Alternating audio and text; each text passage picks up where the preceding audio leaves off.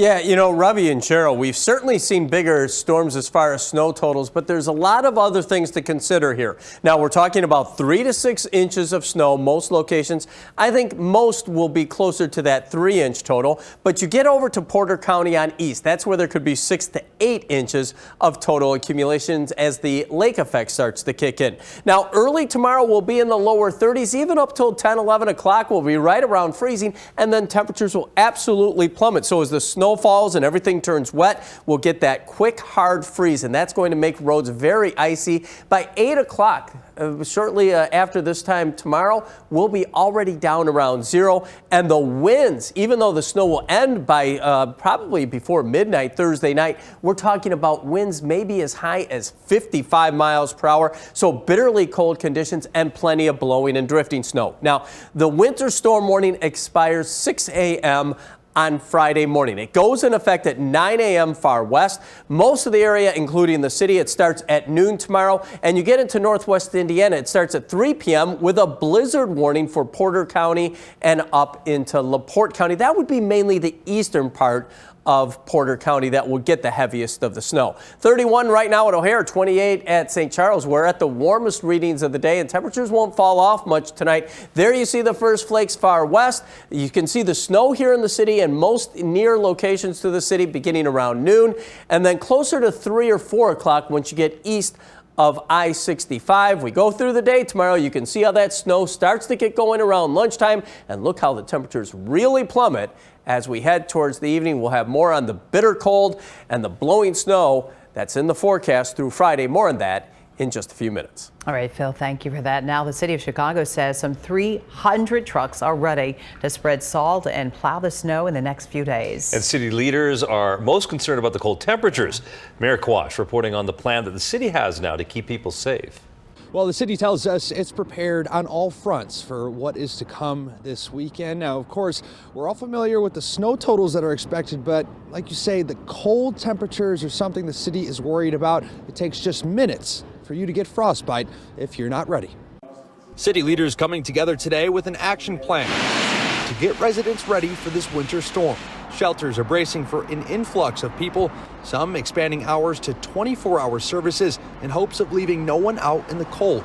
Still, some people living in this encampment near Des Plaines and Roosevelt say they'll rely on each other to stay warm. The best thing to do is try to just be around, warming hearts. So if we can just get together and stick and stay together just for this weekend, I think we'll make it through. A couple of organizations have been out near the tent city today to help the homeless. Some local shops partnering up to bring them hot food, while a local law firm also followed in with these care packages.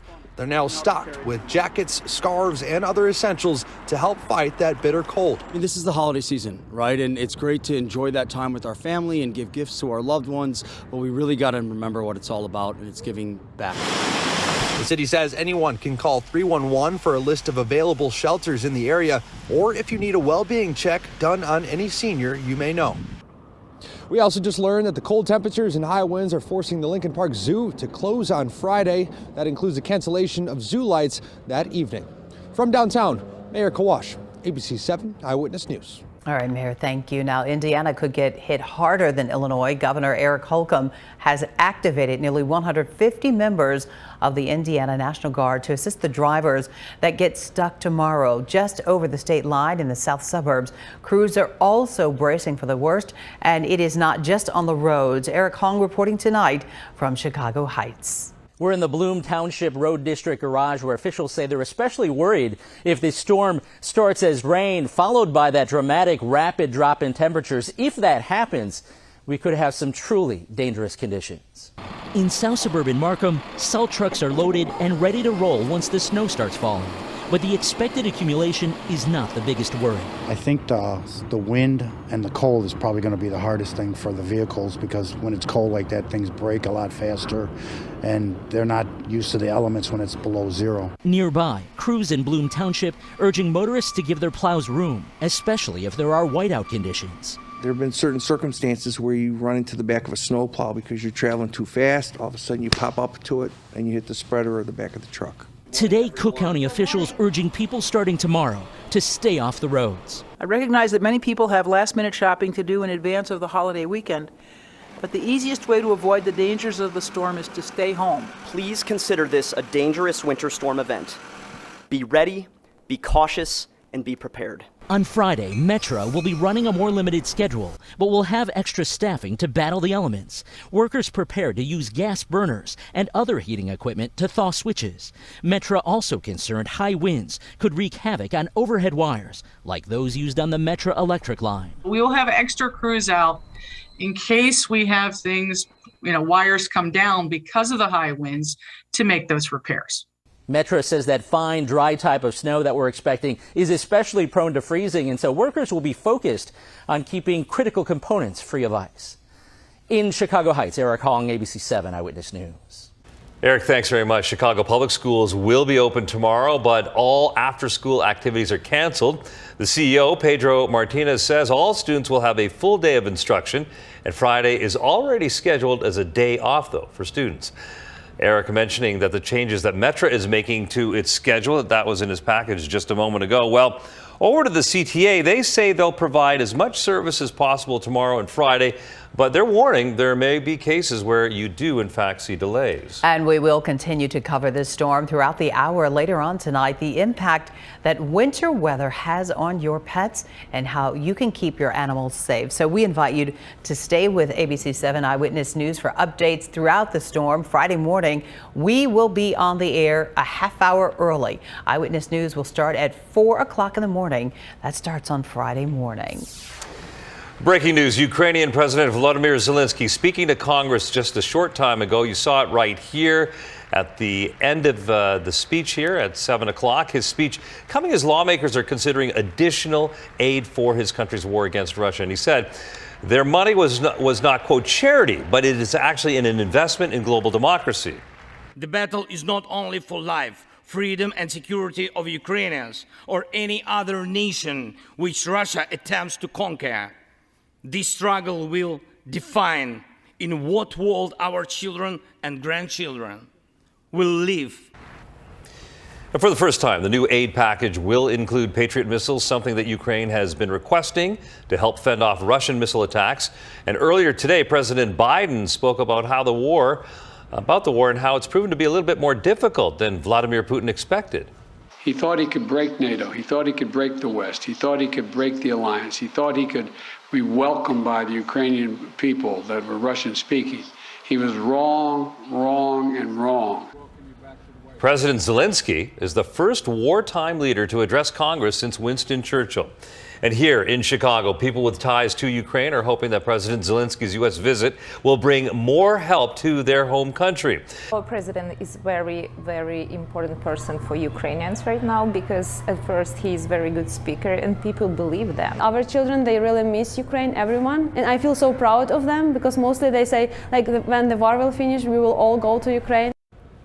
And many refugees fled to Chicago when that war in Ukraine began, and that includes 75 students at St. Nicholas Cathedral School. The House committee investigating the January 6th insurrection at the U.S. Capitol releasing transcripts of some witness testimony today. However, none of the major witnesses are in the batch. The committee has not released its final report that was expected to come out today, but the committee is now expected to release its report tomorrow. Investigators say an electrical issue sparking a deadly fire at an apartment on Chicago's west side.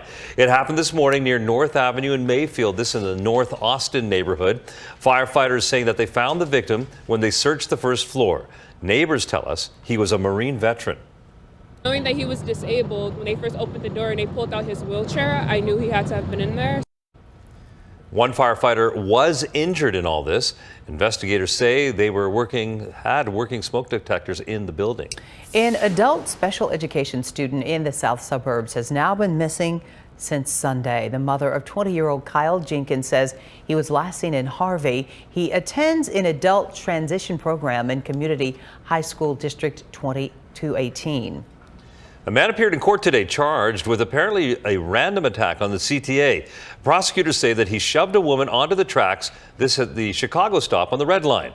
Now we're seeing video of the incident, and Michelle Gallardo has that and new information about the suspect. It happened within a matter of seconds. Surveillance video shows a man dressed all in black as he emerges from the escalator onto the platform of the CTA's Chicago Red Line station and pushes a woman onto the train tracks. A quick reaction from her sees her on her feet almost instantly as she runs into an alcove between the north and southbound tracks to get away from the approaching train. Arrested in connection with Tuesday morning's crime is 39-year-old Ashley Goss, who appeared in court today charged with attempted first-degree murder. Prosecutors say Goss, who is also known under the alias Donald Jackson, did not know the victim, a 23-year-old woman who suffered minor injuries, but who they say missed hitting the third rail by inches, adding that surveillance video, both from the train station and along Chicago Avenue, led officers to his location at a Taco Bell restaurant just outside the L stop. In court today, Goss was revealed to have an extensive criminal history dating back more than 20 years, including at least 2 instances of aggravated battery, one involving a police officer. Ashley Goss is being held without bail, the judge also ordering an evaluation to determine if he is fit to stand trial. At the Cook County Criminal Courthouse, I'm Michelle Gallardo, ABC 7 Eyewitness News. Thank you so much for that, Michelle. Now, a negligence lawsuit has been filed on behalf of a Chicago mother who lost both her feet in a boating accident in August on Lake Michigan. Lena Boat's chair was sucked into the propellers of a boat while floating on a raft with friends in the playpen area. Her lawyers say her injuries were entirely preventable. The owner of the Aqua Leisure and the boat's operator and the captain are named in the suit. Chicago police holding a public roll call today in Westtown following a deadly shooting at a nearby Mariano's. Darian Neal was shot in the head as he was sitting in a car in the parking lot. This is the grocery store on West Chicago Avenue. The alderman, Gilbert Villegas, inviting residents to take part in tonight's roll call. And police have not said whether the shooting was targeted or whether it was random. And the Chicago Fire Department marking a very somber moment today.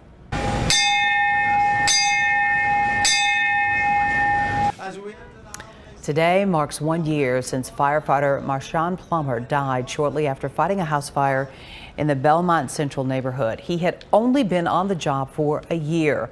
Plummer's mother says she holds on to his own words, telling her that being a firefighter was his dream. I'm just so grateful that he got a chance to live part of his dream. And he was just the year he was so happy. Marshawn Plummer was just 30 years old. Tomorrow, we expect to learn the results of a court hearing aimed at stopping Franciscan Health from closing the emergency room of its Hammond location. The city of Hammond filing a motion on Monday calling for a temporary restraining order here. Franciscan Health announced last week that the hospital would stop accepting ambulances this Friday. Street vendors and community members in the Little Village neighborhood are demanding a meeting with Chicago's police superintendent. They are seeking a plan of action from police to protect the 2-mile stretch of street vendors who have been the target of multiple robberies. The vendors say they shouldn't have to work in fear, and they say at this time of the year, many visitors come to the neighborhood. Our people matter. Our communities matter. Invest on us. And we have reached out to Chicago police for comment, and we're still waiting to hear back from them. The Webster Avenue Bridge over the Chicago River officially reopened this morning. The 106-year-old historic bridge underwent a major rehab project over the last year. It connects Lincoln Park and Bucktown, just east of the Kennedy Expressway.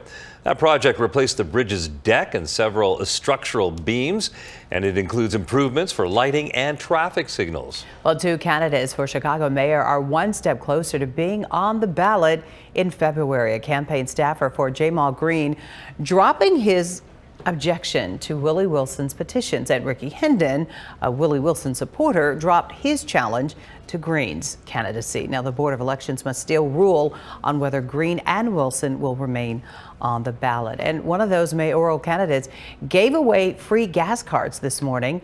Drivers lining up early at the gas station at 59th in California for free fuel. Compliments of Willie Wilson. Wilson handed out $50 gas cards at 19 Chicago stations, including this one at 76th and Jeffrey. He gave out a total of $133,000 in free gas.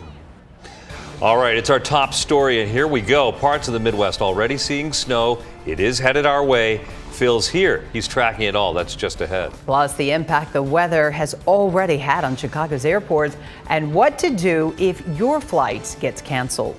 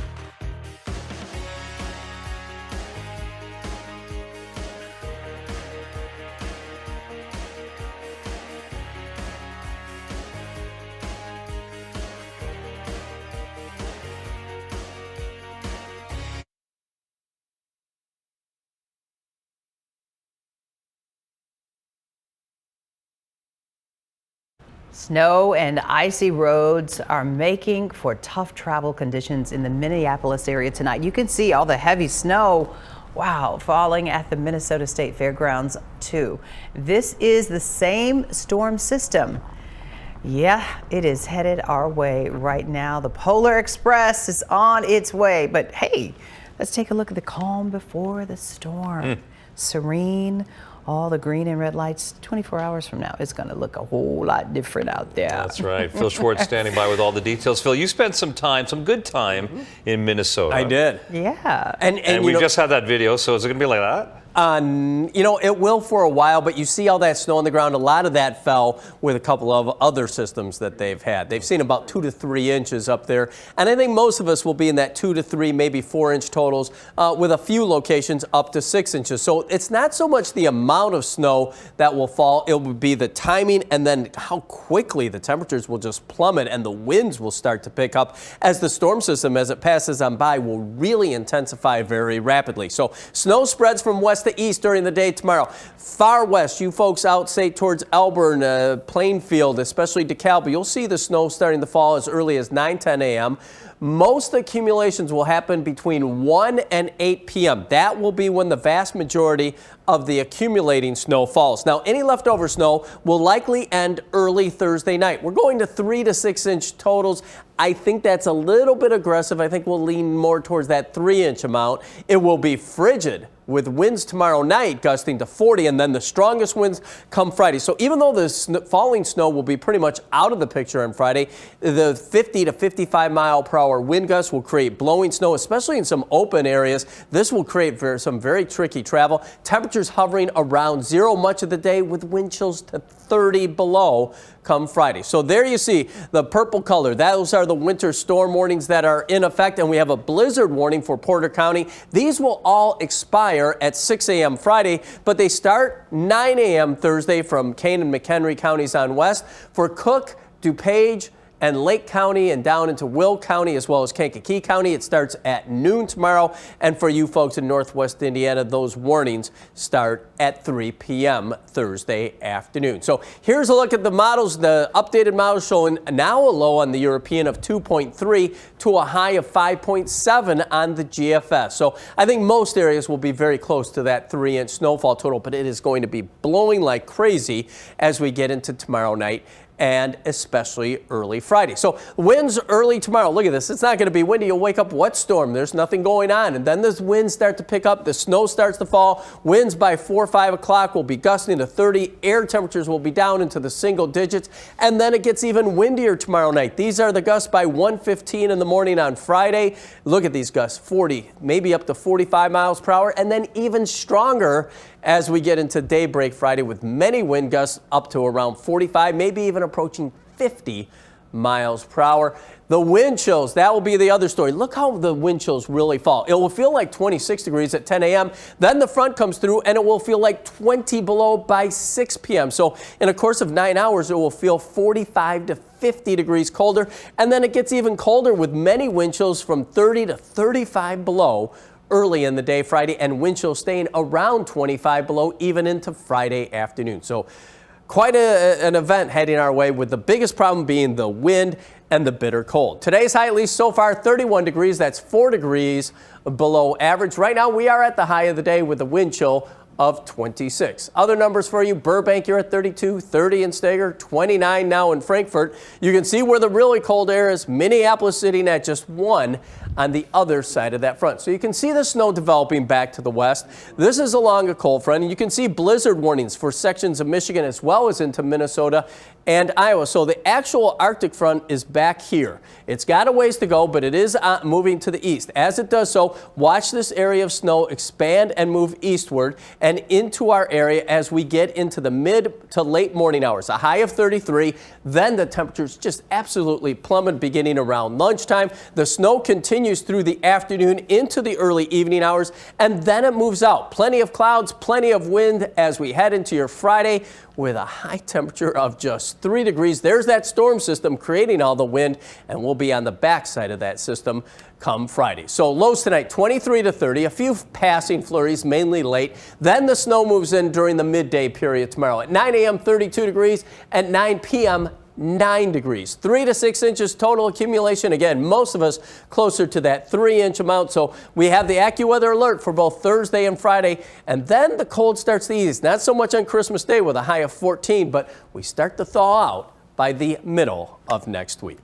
All right, so we're going to look hopeful because 37 is a week from now. 37 and even warmer after that. Right, so we can do this. We're going to get through this, Of course right? we will. You know, Chicago. Right. We got Okay, this. right. We got this. We got this. We're prepared. Right. I mean, We're Santa, thinking. this is Santa weather anyway, right? Yeah. You know, he comes in the cold and he needs that, you know, radar from Rudolph. Just got to be prepared. Yeah.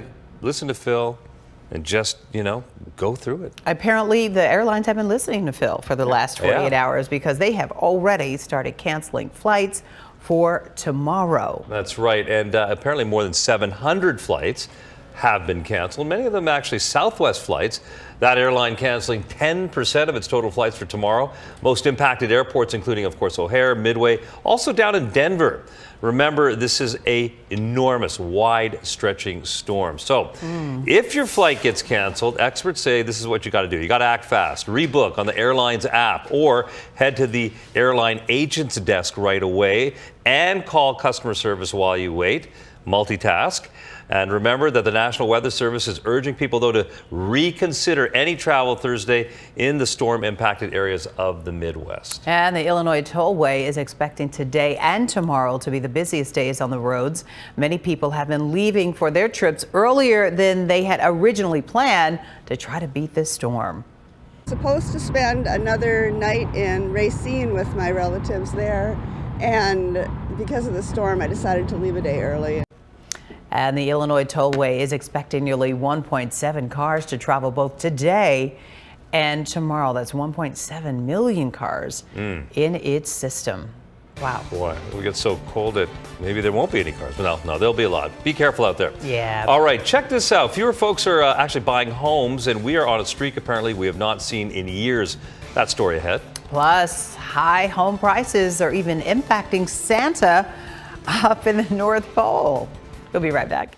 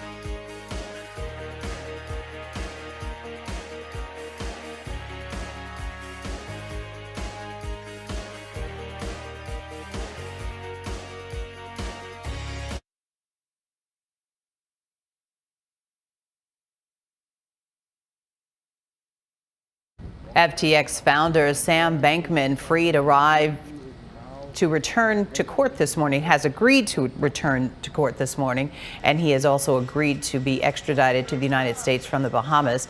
Bankman-Fried faces federal charges over the collapse of the now bankrupt cryptocurrency exchange that he founded. Home sales dropped in November, and that marks the 10th month in a row now that we've seen sales fall, and that's the longest streak of declining sales on record. That's according to the National Association of Realtors. People are buying homes at the slowest rate now in 12 years, with the exception of May of 2020, when the pandemic stalled the market completely. High home prices and mortgage rates, of course, being blamed for all this. Well, it does seem even that Santa's house is seeing some changes in the values right there. All right. Now, according to Zillow, Santa's North Pole home is now worth more than $1.4 million. That is up 12% in the past year. And Zillow says that the property is steeped in the old world charm, and it includes a floor-to-ceiling fireplace and a gourmet kitchen, great for baking all those cookies that he loves so much. We need to see it. Yeah, and isn't like the home part, the factory with the elves, that's sort of part of the home, right? Right. I At mean, least that's the way I know Mrs. the Claus story. lives there. You've got all of the reindeer you've got to take care of, too. Mhm. And you've got to have a place to stash all those toys. Yeah. So A lot of need to have- Inventory. Right. For all the good boys and girls. You've been naughty, you've been nice, Always or good. somewhere in the beginning, in the middle. Can't lie. You know what? You should never lie. Santa knows. Yeah, I know. Santa you know knows what? everything. It was on ABC last night, one of the big, the old 1960s specials, Santa Claus is Coming to Town. Yes, ooh, I love And he that. says, Okay. Chris Kringle, the young Chris Kringle says, let's face it, they're all good. Remember he's going down the list and he's like, who's naughty, who's nice? See? And he's like, no, actually they're all good. I'm so happy to hear that Yeah. nostalgia's kicking in. You watched that Oh, last yeah. night. Oh, yeah. Even this many years later, you still enjoy it. Hard working in my office and they can hear like Chris Kringle sounds coming out of my office. I'm thinking Santa Claus is coming to town, the Jackson 5's version. You know, it's really a Yeah, that's a good one. classic, right? All right. Last night, I didn't get a great night's sleep because there was a dog making a lot of noise in our house. But anyway, we love them and we want to protect them, especially from these winter storms ahead. We're going to be talking to the Anti-Cruelty Society about how to keep your animals safe during all the snow and the bitter cold to come.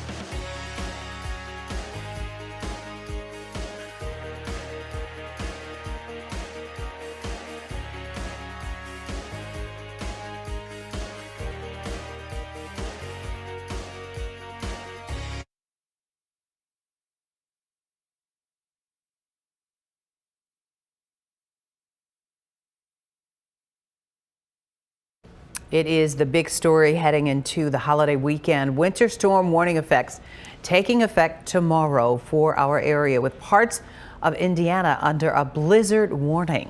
All right, let's check back in now with meteorologist Phil Schwartz, who's been tracking all this, and it's going to be a busy 24, 48 hours around here. Yeah. It is, and it's not so much the snowfall totals because they're not looking that impressive, but just the incredibly strong winds and the plummeting temperatures that will make travel rather difficult. Right now, it's fairly mild, 31 degrees, the high of the day, and you can see the thick overcast. The snow really won't get going until we get closer to the lunch hour tomorrow. But there you see the entire area, at least under a winter storm warning. It is in effect until 6 a.m. on Friday. It starts at 9 a.m. if you're out in places like McHenry, Kane, Kendall, Grundy counties. It starts at noon if you're in DuPage, Lake, Cook, Will, or Kankakee counties, and it starts at 3 p.m. if you're over in northwest Indiana. And this red area where we get the lake-enhanced snow, it includes Porter County up into LaPorte County and Berrien County. That's where we have blizzard warnings in effect, and that is the area that will have the worst travel,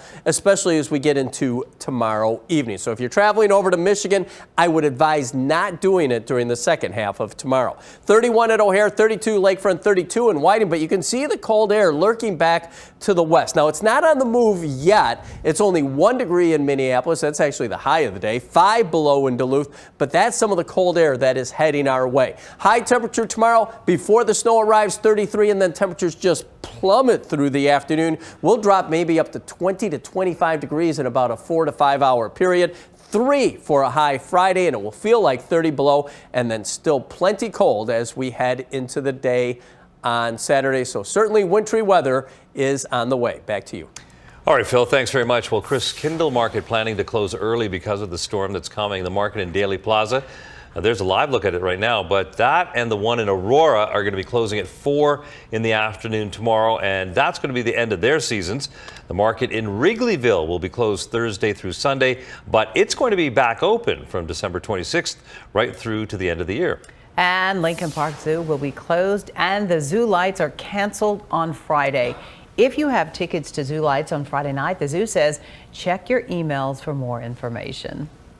And the Adler Planetarium is going to be closed to the public on Friday and Saturday. Already it was scheduled to be closed on Christmas. Now, it is not just people who struggle, of course, during this kind of cold weather. It can cause problems for pets as well. Well, joining us tonight is Dr. Asiye Mazaheri with the Anti-Cruelty Society. Welcome to the Hour of Power. And really, this is some really good information that we need to know. Yeah, thank you so much for having me. Good evening. I see you're holding your fur baby there, just so cuddly and cute. Let's start with the snow. What are the top things that people should keep in mind when taking the pets out into the snow? Yeah. So I always encourage the use of pet-safe salts when trying to melt the ice outside. But there are a lot of other chemicals and irritants out there, and the snow itself and the extreme temperatures and the ice can definitely be irritating to our pets' paws. So I definitely recommend the use of booties. These are great to keep them comfortable. Another alternative is using petroleum jelly or commercial paw protectants on their feet, because there are some of those dogs that really don't tolerate those booties. We've seen them lifting up their paws. And I definitely encourage people to clean their paws with paper towels or towels when they come in. And sometimes that, if they have some shorter guys at home, that can entail cleaning their belly and just getting all of that snow and irritants off their fur. Exactly, and letting them sort of acclimate. Now, what about... First of all, can you lift that cute dog on your lap? We got to see that face. Hold on. We need to see that. There we go. Marigold. Marigold. Cute little hanker scarf over there. Yeah, handkerchief there. Loving being there. So all right. cute. So for little Marigold and others, you know, we've got all this snow, we've got the bitter cold, and there's the danger of frostbite, especially for little pets like her. Like, how do we protect them? Because everyone thinks, oh, well, nature's protecting them. They've got their fur, but they need some protection here. Yeah. So even though Marigold over here, she's a fluffy girl, I do recommend keeping your pets inside as much as you can. So even your pets your dog that you're taking out and having most of his enrichment be his walks, that's great, but not in this extreme weather. So it's really, really important to just take them out for short potty breaks, come right back in, and find other ways to do indoor enrichment, because that enrichment is still really important to keep them occupied and happy. There are so many DIY pet puzzles and enrichment that you can find online to keep them occupied. But just going out really quickly for peeing and keeping emergency pee pads is a good idea too. I have on top of Marigold, I have some little chihuahuas at home, and sometimes the snow is taller than them. So that is a problem, especially if you're not able to go out and shovel. So pee pads can be helpful in those emergency situations. Yeah, so we were thinking about that. Can you skip those walks? But you're encouraging not to do that. You're encouraging them to get outside. But for the holiday season, I gave several people those coats, the cute coats. I'm into, the cute coats. How effective are they? Do they keep the fur babies warm, or are they just attractive? Fashionable. Yeah, so Marigold's is both fashionable. Okay, yes. Sweater. Is that a turtleneck, Doctor? Yes, it is a turtleneck. She's very self-conscious about it, but I think she looks beautiful. But yeah, accessorizing is great, especially for these shorter-haired animals. Even if you have a bigger dog, I know we usually think of the smaller dogs getting accessorized, but the bigger dogs, even with short hair, it is really important to use a sweater or a coat. It's very comforting for them as well. All right, Dr. Mazahari from the Anti-Cruelty Society, thanks so much. Stay warm. Best to you and Marigold. You stole the show. Thank you so much. Happy holidays to you. And I know. It's so cute. You're spending a lot of times indoors with our pets over the next few days. They're your children. They're your fur babies. They're family. Keep you awake at night. All right. All right. And remember, a reminder that you can track, of course, the latest on the storm using our free ABC7 News app, and you can find it on Google Play or on our App Store. All right, what a wonderful interview there. Well, a Chicago family is keeping their son's spirit alive through a push for blood donations. How you can help. We've got that story coming up after a short break. We'll be right back.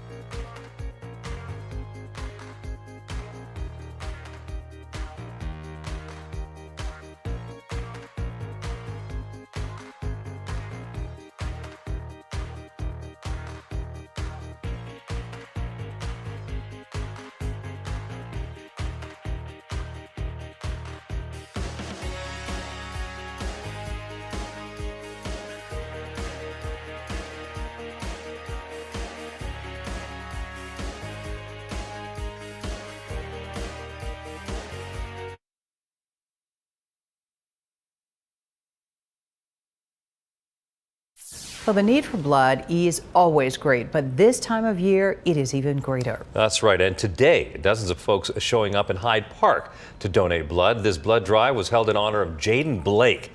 The sophomore at Grand Valley State University was critically hurt last month in a car accident. And while he fought valiantly to live, Blake received more than 60 units of blood, but he later passed away. And his mom says that his legacy, though, will live on. It's a way that even in what are less than ideal circumstances, we get a chance to continue the circle of life. And so I'm grateful for that. Jaden gave back. Blake's family says that he donated blood often himself, and we'll have lots more on this story tonight on TV at 10 o'clock. Yeah, he was a remarkable young man, and she is turning her pain into purpose, and you can give the gift of life during our 2-day Great Chicago Blood Drive. It is scheduled for January 11th and 12th. There are 7 locations this year. You can find the best one for you and then sign up for a spot at abc7chicago.com. Well, tonight, a holiday celebration bringing together different communities. The Israeli consulate in Chicago partnering with a Little Village-based organization for a holiday giveaway. The consulate giving sports equipment to more than 100 high school and middle school students who participate in the sports program at New Life Centers. We spoke to the organizers before the event. Have several gifts for them, but most of all, they're going to sit and chat and hang out and eat. And it is an opportunity for us to celebrate together our different cultures. The Israeli consulate and New Life Centers have been working together for about a year on projects to better the community, such as tackling food insecurity and mental health.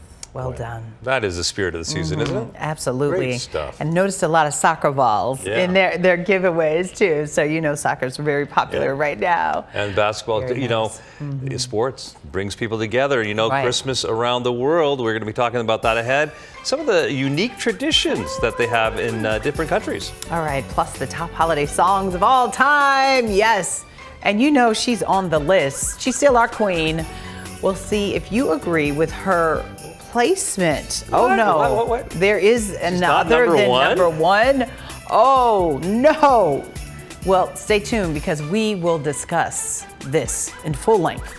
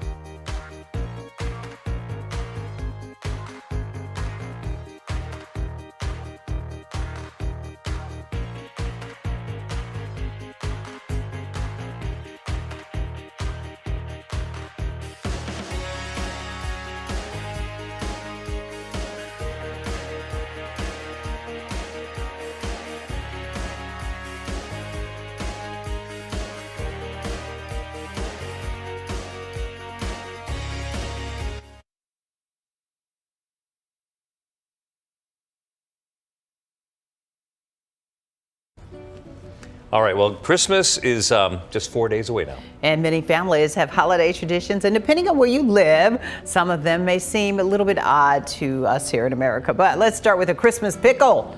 Yes, you may have seen these ornaments, and there are lots of rumors surrounding them. One claim is that a German store just started selling them. The other claim is that a person who finds the pickle, well, they get extra presents. I see pretzels too. Yeah, I'm having trouble seeing the pickle. The pickle right there, you see right there, it looks silvery.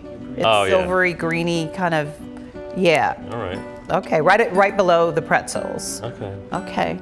Yeah. Okay. I don't know why I see a moose in there, but anyway, some countries, Oh my God, what is that test? That Phil's gonna love this. I that knew it. Sigmund Freud. Listen. Countries have Christmas monsters. This is Krampus in Austria, one of Phil's absolute all-time favorites. What? Oftentimes, this is a way to scare kids ahead of the holidays and make them behave all months to get presents. Father, when he was a little boy. Didn't he get spooked out by Oh yes, there's obviously a man dresses up as Krampus and he comes into the house. Where is that Heinz Schwartz? And he's got a big paddle in his hand, and my dad's hiding in the closet in tears. How old is Daddy? 8. Oh. 8. This is in Vienna back in 1931. He's telling me the story. Because I go, Dad, did you ever have Krampus? He goes, Krampus? No, what's Krampus? You know, the alter ego to Santa? He goes, oh, you mean Krampus? Right. Krampus. Yes. Phil was freaked out. He told me the story in July. That's how freaked out you were saying. And when did he tell you, what age were you when Dad shared the story with you about About Krampus? 56. Oh, really? Oh, wow. Because I asked him. He had never brought it up before. That is right. so interesting. Yeah. Krampus. All right, go off from Austria. What do you got for Spain? All right, let's go to Spain, where the Spanish National Lottery gives out a big amount of money and people get dozens of lottery tickets hoping to be a winner. Now, this event typically happens December 22nd, which is tomorrow. Wow. What about Canada? What about traditions like growing up for you? Well, you know what's one nice one is that, especially on December 24th, it doesn't matter what your background is, but everybody wants to ensure that they've got great traditions of Canada, and particularly French-Canadian traditions. Okay. So you often will have a great meal, not the Christmas meal, but you'll have a great holiday meal on the 24th, late at night, and you will have tourtière and all these other French-Canadian delights that people from all around the world learn to cook because they've come to Canada. So Do they call it Christmas Eve? yeah. Okay. What's tourtière? Tourtière. So it's basically a beef pie. You know, Ooh, and a like lot of, shepherd's pie? like a Does it have shepherd's peas pie. in it Yeah, and like yeah. ooh. Warm and great for the Yummy. weather that we're about to have. That kind of thing. And my mother learned, like, we didn't eat a lot of meat growing up, and my mom learned to make that.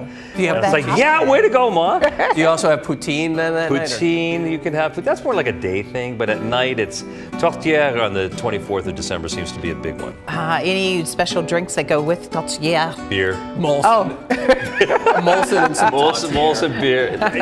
You know. nothing like Kool-Aid or anything like that. No, they Okay, get into that's the our tradition. eggnogs. Oh, eggnog, okay. You don't have to tell Canadians twice about the importance of celebrating the moment that See, way. we're gonna have to look that up. Thank you for sharing that tradition. I should make one because I got to work on the 24th. Tourtière or? Yeah, tourtière. So it's, yeah. But no beer. Won't bring the beer. Yeah, no, you can't. Tourtière. Yes. All right, let's We go. just make it a double celebration because it's my birthday and Christmas Yes. Day. So we do a double. We'll we do a sing double. Stevie Wonder's Happy Birthday song. So we might have to do Come in that and work Friday. with us. All right. Yeah. All right. Let's check this out. Here we go. The Billboard's top holiday songs of all time. Number 5, Bing Crosby's White Christmas. Oh, yes. Number 4, Wham! Last Christmas. What? Yeah. Number 3 on the list, Ooh, Nat King yes, Cole, the Nat Christmas King- song. Ooh, yes. And number 2, a classic. Of course, Darlene Love's Christmas Baby Please Come Home. Okay, and here is the top spot. Enjoy.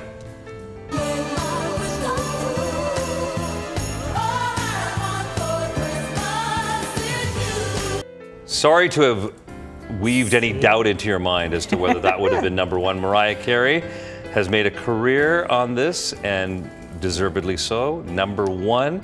Love the video. I've never seen this video. Yeah, Look this at is that. the original one. The original. We cannot play the song, but more than 9 to 10 seconds. So Yeah, that's for why licensing issues. we can show the video, of course. And Darlene Love. See, there was the debate between the two of them, Darlene Love or Mariah Carey. Darlene Love would go on what's his name, Phil, every year.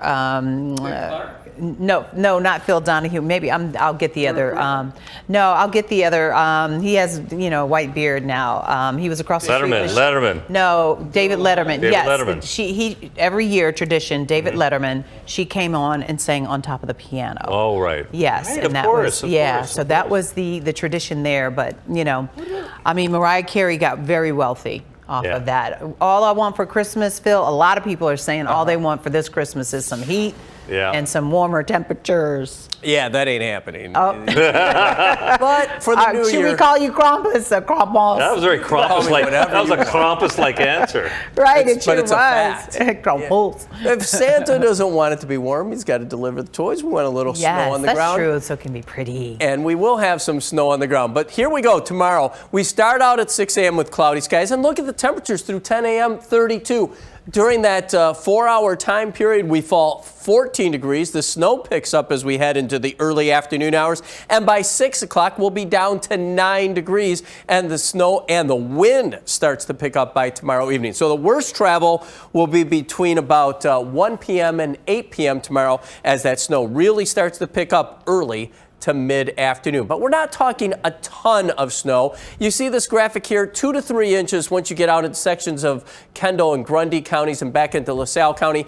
Most of us 3 to 6, and I think the vast majority of us will be closer to that 3-inch total. The exception, once you get east of Chesterton over towards Michigan City and LaPorte, that's where there could be 6 to 10 inches of snow, and you get up towards Benton Harbor and on north, those folks could see up to 20 inches of snow, with much of that being lake effect. Today's high of 31 degrees, 4 degrees below average. The early morning low pretty cold, getting down to 11 degrees. Right now it's 29 in Plainfield. Good evening, Rosemont. You're at 31. 32 in Evanston, a little colder in the northern suburbs. 22 in McHenry and 21 in Lake Geneva. There's the real cold lurking to the north. It will start to move in here by midday tomorrow. Now you see this batch of snow. This is going to stay mainly to our north and west, give 3 to 4 inches of snow to much of Wisconsin, but more snow is going to develop down into Missouri. Look at all the blizzard warnings from just south of Minneapolis through Iowa, and then with that lake enhanced snow in Michigan, especially in the upper part of the lower peninsula of Michigan.